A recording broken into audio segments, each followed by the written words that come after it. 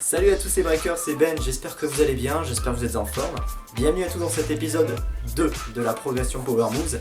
Alors c'est vrai que cet épisode a un petit peu de retard, il y a 2 semaines exactement, mais j'ai énormément travaillé sur le montage, j'essaie vraiment de l'améliorer. Et je pense que ça valait le coup de prendre ces 2 semaines. Voilà, ceci étant dit, nous allons voir aujourd'hui comment s'est passée ma reprise à partir de janvier, ce que j'ai abandonné et ce que j'ai continué. Nous allons voir ça aujourd'hui. Mais juste avant, je voulais vous parler de la façon dont nous allions procéder aujourd'hui. Pour commencer, je vais vous parler rapidement de mes choix de l'année, les voies que j'ai choisi de prendre. Et puis à la fin de la vidéo, vous aurez un résumé en images de ce qui s'est passé. Je pense que ce sera beaucoup plus motivant pour vous qu'une voix qui parle sur une image. Et puis ça me permet à moi de m'exprimer artistiquement. Voilà, merci à vous, on est parti. Souvenez-vous, dans le premier épisode, on s'était quitté sur mon arrivée en salle de gym et mes premières tentatives de Thomas après des mois d'arrêt. Et s'il y a un mot par lequel j'aimerais commencer aujourd'hui, c'est la frustration. La frustration de ne plus avoir ce mouvement, la frustration de ne plus avoir l'aisance que j'avais avant. Et c'était absolument atroce. Mais comme le break, c'était et c'est aujourd'hui ma passion, j'ai recommencé. Je me suis dit que, quitte à recommencer, il fallait que je reprenne avec des bases propres, des bases clean, qui me permettent d'aller encore plus haut que le niveau que j'avais atteint avant en travaillant seul. Et c'est ce pourquoi j'ai commencé à travailler en salle de gym.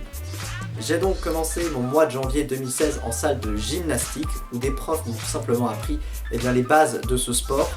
J'ai commencé donc par l'Eki. L'Eki qui est très différent, l'Eki de gymnastique et l'Eki de break. C'est deux mondes très différents. En break, on joue sur le style, sur le freestyle, limite il n'y a pas de règles, vous voyez, on tient sur les mains et puis voilà. Alors qu'en gymnastique, il y a une encyclopédie de règles qui vous tombent sur la gueule du jour au lendemain et vous devez les respecter, vous devez avoir les pieds tirés, les épaules bien poussées, enfin c'est deux mondes à part. Mais pour ceux qui souhaitent tenter l'expérience un jour d'aller en salle de gym, je vous invite à le faire parce qu'on y apprend beaucoup de choses. J'ai aussi fait beaucoup de musculation en ce début d'année 2016, je faisais des tractions, je faisais du gainage, en fait je suivais simplement ce qu'on me disait de faire, les programmes de gymnastique. Et je me suis rendu compte d'une chose, c'est qu'en gym l'idée n'est pas de prendre de la masse, parce que prendre de la masse c'est prendre du poids, c'est être plus lourd lorsqu'on fait des Thomas par exemple, et c'était pas du tout ce qui était recherché.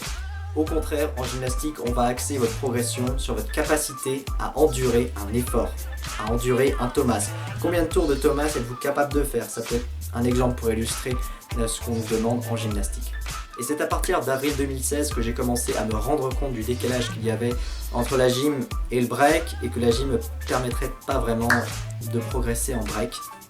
Et donc je suis retourné au lieu unique, le spot d'entraînement de Nantes, en quête d'informations tout simplement, savoir un peu comment on pouvait évoluer et puis travailler dans l'ambiance qu'il y a à un spot de b-bowling qui est absolument incroyable, je trouve, l'ambiance de partage, l'ambiance de respect. Et puis un beau jour pendant le mois d'avril, alors que je m'entraînais, un b-boy est arrivé.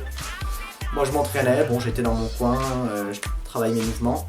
Et puis une demi-heure après, je le voyais commencer à travailler des mouvements, genre j'étais là mais c'est quoi? Et là bon c'est vrai qu'il y avait un poteau qui cachait le mouvement et le gars il travaillait les 2000. Donc c'est vraiment un mouvement qui est très difficile, qui est très instable. Mais c'était pas des 2000 de débutants, c'était vraiment des 2000 de bourrin, des 2000 qui semblaient maîtrisés, qui semblaient vraiment beaucoup travailler. Ce gars-là reflétait des heures et des heures de travail. Et donc j'ai été le voir pour prendre de l'information, pour lui parler un petit peu expérience, parce que vraiment je suis très intéressé par ça, savoir un petit peu comment il avait évolué, et puis pour lui demander des conseils, savoir quelle voie je devais suivre tout simplement. Et après une grande discussion avec lui, il m'a donné une voie de progression, un nouveau chemin de progression qui était basé sur les appuis. Les appuis qui selon lui étaient la base pour maîtriser toutes les phases.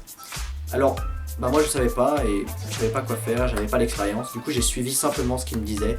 J'ai travaillé le Moi, j'ai travaillé des Eki, j'ai travaillé des hand-ups, j'ai travaillé le Thomas, j'ai travaillé la vrille et j'ai travaillé la coupole, le in-mill. Et c'était une année de fou. Les amis, voici maintenant ce qui s'est passé en images pendant cette année 2016, voici les moments forts. J'espère que ça vous plaira. Avant de se quitter, prenez soin de vous, évitez de vous blesser et sur ce, bon training à tous. Peace.